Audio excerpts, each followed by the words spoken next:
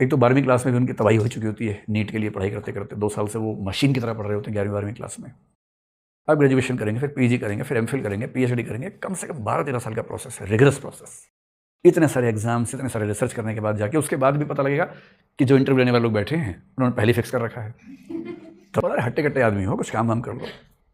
तो वो उठ गया, उसने कहा अच्छा बताओ काम कर लूँगा तो क्या होगा? बोला काम करोगे 2 पैसे आएंगे, 4 पैसे आएंगे। बोला अच्छा उससे क्या होगा?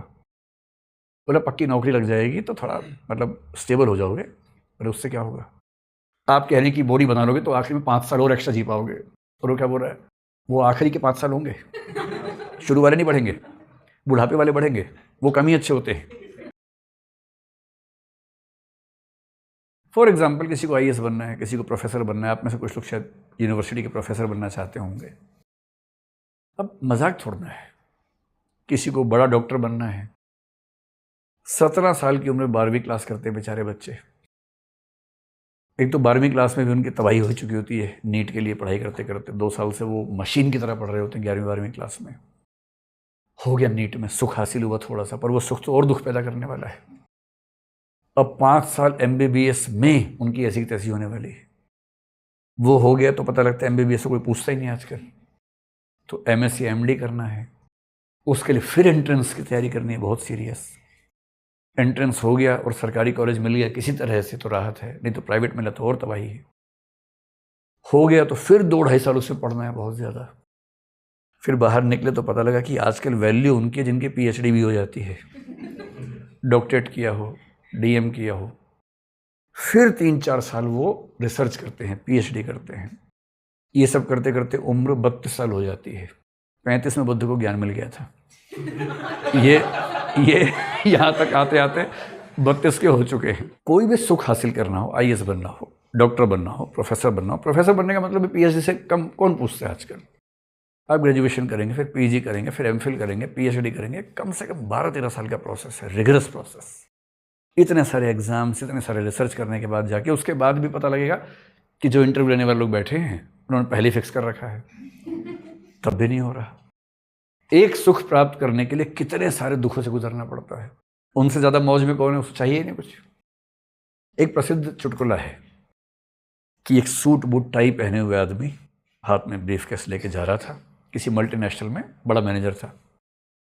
रास्ते में देखा एक स्वस्थ आदमी सड़क पे ऐसे लेटा हुआ है, एक तकिया या ईंटें नीचे रख के आराम से लेटा हुआ है। इसके मन में बहुत सारा ज्ञान आया देने के लिए कि थोड़ा ज्ञान दे के ही मानूंगा। उसको उठा के बोला, अरे भाई क्यों अपनी जवानी खराब कर रहे हो, क्यों अपना जीवन खराब कर रहे हो? तो उसने बड़ा इस भाव से देखा कि बिना बात के क्यों आ गए हो? फिर बोला क्या क्या मतलब है तुम्हारा? बोला हट्टे कट्टे आदमी हो, कुछ काम वाम कर लो। तो वो उठ गया, उसने कहा अच्छा बताओ काम कर लूँगा तो क्या होगा? बोला काम करोगे 2 पैसे आएंगे, 4 पैसे आएंगे। बोला अच्छा उससे क्या होगा? बोला पक्की नौकरी लग जाएगी तो थोड़ा मतलब स्टेबल हो जाओगे। बोले उससे क्या होगा? अरे उससे तुम घर खरीद सकते हो, किराए पे ले सकते हो, कम से कम यहाँ तो नहीं रहोगे। बोले घर लेने से क्या होगा? और तुम्हारा घर होगा तो शादी वादी भी हो जाएगी, लोग देखेंगे ना कि शादी करने लायक हो या नहीं हो, तो शादी भी हो जाएगी तुम्हारी। बोले अच्छा उससे क्या होगा? फिर बच्चे बच्चे होंगे, उससे क्या होगा? अरे जब तुम ऑफिस से थक के घर आओगे, 2 बच्चे भागते हुए आएंगे तुम्हारे पास चलते हुए। बोले उससे क्या होगा? बोले उससे बहुत सुख हासिल होगा। बोले वो तो अब भी हो रहा है। जब मुझे अभी भी वो हो ही रहा है। कितना मजे में लेटा हूं मैं ईंट के तकिए के ऊपर। परेशान तो तुम दिख रहे हो, कोट और टाई पहन के ब्रीफकेस लेके घूम रहे हो, मजदूर तुम बने हुए हो और कह मुझे रहे हो कि सुख हासिल करो। मेरी मानो तुम भी आके यहीं लेट जाओ। कहाँ इस चक्कर में पड़े? जो कहानी मैंने को सुनाई थी थोड़ी देर पहले, वो एक मग वाली, जो फिलोसोफर डायोजनीस नाम था उसका। ये डायोजनीस एक बार लेटा हुआ था ऐसे ही। ये कहानी मैंने किसी वीडियो में सुनाई थी, आपको फिर सुनाता हूं। ऐसे ही था, मस्त बोला, एक कप था वो भी कोई चुरा के ले गया था। ऐसे ही लेटा हुआ था मजे में, धूप सेंक रहा था। सिकंदर आया उससे मिलने। सिकंदर ने बहुत कहानी सुनी थी उसकी कि डायोजनीस नाम का खिसका हुआ आदमी है, लेकिन बड़ा मस्त रहता है। और हर बड़ा आदमी चाहता है कि मैं मस्त रहूं, वो मस्त ही नहीं रह पाता, बड़ा तो हो जाता है। सिकंदर पहुंचा और उसके सामने खड़ा होकर बोला, डायोजनीस मैं सिकंदर हूं, मैं यूनान का शासक हूं, ग्रीस का रूलर हूं। क्या मैं तुम्हारे लिए कुछ कर सकता हूँ, मैंने तुम्हारा बहुत नाम सुना है।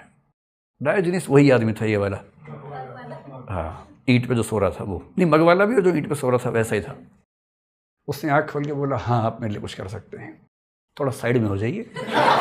धूप आ रही थी, आपने धूप रोक ली है, और तो आप क्या ही कर पाएंगे, मेरे धूप मत रोको कम से कम। तो सिकंदर को बड़ा ख़राब लगा, कोई ऐसे बोले सिकंदर को। खैर वो साइड में हो गया। फिर उसने बोला, देखो मैं तुमसे बहुत प्रभावित हूँ और मैं भी तुम्हारे तरह जीवन जीना चाहता हूँ, मैं भविष्य में तुम जैसा बनूंगा। तो बोला, नहीं बन पाओगे, भविष्य में बनोगे तो नहीं बन पाओगे, आज चाहोगे तो बन सकते हो। बोला, बस मुझे कुछ देशों को हराना है, कुछ सभ्यताओं को जीत के आऊँगा, फिर मैं आके तुम्हारे जैसा बनूंगा। बोला, नहीं छोड़ो सब, लेट जाओ साथ में, अगर करना है तो आज से ही करो, ये क्या कि भविष्य में करूंगा। तो इस तरह के लोग कहते हैं कि जिन सुखों को हासिल करने के प्रयत्न में हम लगे हुए हैं, उनको हासिल करने में भी तो बहुत सफरिंग्स हैं। और मान लीजिए हासिल हो गया तो उनको बनाए रखने की सफरिंग्स हैं। कैसे बनाए रखना है भाई? आप बहुत जिम गए 1 साल तक, रोज सुबह लहूलुहान हुए, जिम जाना आसान काम थोड़ा है। सुबह उठना है, फिर अपने बुझे हुए मन को किसी तरह से जगाना है, फिर मतलब बुझे हुए शरीर को धक्का दे दे के जिम तक लेके जाना है, फिर जिम में भागा दौड़ी करनी है, भागना है, और पता नहीं क्या क्या कितना भारी भारी वजन उठाना है। और 1 साल बाद अपोलो देवता जैसे दिखने लग गए आपने। बहुत वही होता है, ग्रीक गॉड दिखने लग गए या रोमन गॉड दिखने लग गए। यही तो पर्पज़ होता है कि मैं रोमन गॉड देखूँ या ग्रीक गॉड देखूँ, यही और क्या पर्पज़ है। और मान लीजिए कि आप 1 साल बाद दिखने लग गए, ऐसे बॉडी बना ली आपने, अब इसको मेंटेन भी तो करना है। जिसकी है ही नहीं वो मस्त है, वो कभी गया ही नहीं, कोई टेंशन ही नहीं है। आप कह रहे हैं कि बॉडी बना लोगे तो आखिरी में 5 साल और एक्स्ट्रा जी पाओगे, और वो क्या बोल रहा है, वो आखिरी के 5 साल होंगे, शुरू वाले नहीं बढ़ेंगे, बुढ़ापे वाले बढ़ेंगे, वो कम ही अच्छे होते हैं, और मैं ऐसे ठीक हूँ। अब आपने पहले बनाई बॉडी और उसके बाद अगले 30 साल तक रोज जिम जा रहे हैं मेंटेन करने के लिए, वरना कितने खराब दिखेंगे कि अपोलो देवता, अपोलो टायर निकला, देखिए टायर की हवा निकल गई एकदम। कैसा ये भी तो होता है। उसके बाद मेंटेन करने का तनाव है। आप आईएएस बन गए, उसके बाद रोज चिंता है कि एसीआर खराब ना हो जाए, मेरा बॉस खराब ना लिख दे मेरी रिपोर्ट, हमेशा ध्यान रखना पड़ता है, 50 बातें ध्यान रखनी पड़ती हैं। उस चक्कर में कुछ कर ही नहीं पा रहे जो सोच के गए थे सर्विस में। और फिर कभी ना कभी समाप्त होना ही है सुख। कितना भी आप अपोलो बन जाएं, एक उम्र के बाद तो अपोलोपन खत्म हो ही जाता है। तो ये कि आप बाकी बूढ़ों से थोड़े स्वस्थ बूढ़े दिख रहे हैं, आपकी 2 झुर्रियाँ कम आई हैं, इतना ही तो अंतर है। झुर्रियाँ तो आ ही जाएंगी, लटक के आप भी चलेंगे ही, मतलब टेढ़े चलेंगे, टांगों में दर्द होगा, वो सब तो होगा ही होगा। और जब समाप्त होता है ना, मैं आजकल जिस चीज़ से गुजर रहा हूँ, कई बार मेरे बहुत सारे दोस्त या सीनियर्स आईएएस आईपीएस, जुडिशरी में भी कुछ लोग हैं, जिस दिन रिटायर होते हैं वो उनके जीवन का टर्निंग पॉइंट होता है। वो रिटायर होते हैं बहुत ऊंचे पद से, लगभग ब्यूरोक्रेसी के हेड लेवल से होते हैं। कोई चीफ सेक्रेटरी होगा, कोई एसीएस होगा, कोई डीजीपी है, कोई डीजी है, उस लेवल से रिटायर होते हैं। रिटायरमेंट के 1 दिन पहले तक उनके पास 50 लोग काम कर रहे हैं, आसपास सलाम ठोक रहे हैं। उनके एक फ़ोन पे कुछ भी हो जाता है, कोई काम ऐसा नहीं है जो ना होगा उनके फ़ोन पे, ऐसी ताकत। रिटायरमेंट के अगले दिन, मतलब आखिरी दिन पार्टी होती है, लोग बड़ा कहते हैं, रोते हैं, अरे सर आपकी जो बात थी, अरे मैडम जो आपकी बात थी, वो तो किसी नहीं किसी में, आंसू तक बहा देते हैं लोग उस दिन। और कई लोग इमोशनल के नेक्स्ट डे फिर पहुंच जाते हैं मिलने के लिए। फिर वो कहते हैं, सर काम करना प्लीज़, अब जाइए, कभी और मिलेंगे आपसे। अगले दिन एक आदमी साथ में नहीं होता है।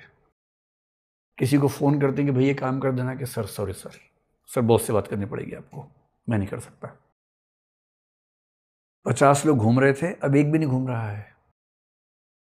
और किसी से हेल्प मांग रहे हैं तो वो ठीक मुंह बात नहीं कर रहा आपसे। और तब जो एहसास होता है ना, वो होता है कि इससे बढ़िया तो ये सब नहीं होता।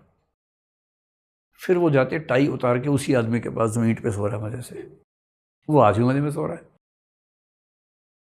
और कोई भी सुख हो, कभी तो समाप्त होना ही होना है। समाप्त होने के बाद झेलना और मुश्किल है अगर सुख की मात्रा बहुत ज्यादा रही हो।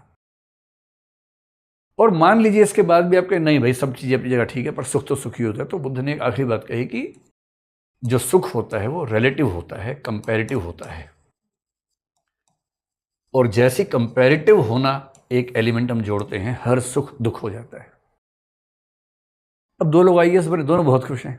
एक को होम गार्डर मिला, एक को नहीं मिला, अभी दुखी हो गया क्योंकि होम गार्डर नहीं मिला। बाकी दुनिया सोच रही तुम आईएएस बन गए हो भैया, यहाँ प्रीलिम्स नहीं हो रहा हमारा, तुम आईएएस बन के भी दुखी हो। पर दुखी है क्योंकि होम गार्डर नहीं मिला है। एक को होम गार्डर मिल गया है। ऐसे 4-5 लोग मसूरी में इकट्ठे हुए होम गार्डर वाले, सारे बहुत खुश हैं। पोस्टिंग हुई, एक को अच्छा जिला मिला, एक को खराब जिला मिल गया। अब ये दुखी है खराब जिले वाला। अच्छे जिले वाला इस चीज़ में तबाही उसकी बनाए रखना, ट्रांसफ़र ना हो जाए यहाँ से। रात दिन मुख्यमंत्री खुश करने में लगा हुआ है। खुश करने के चक्कर में खुद को वस्तु बनाता है, ऑब्जेक्ट बनाता है बार बार।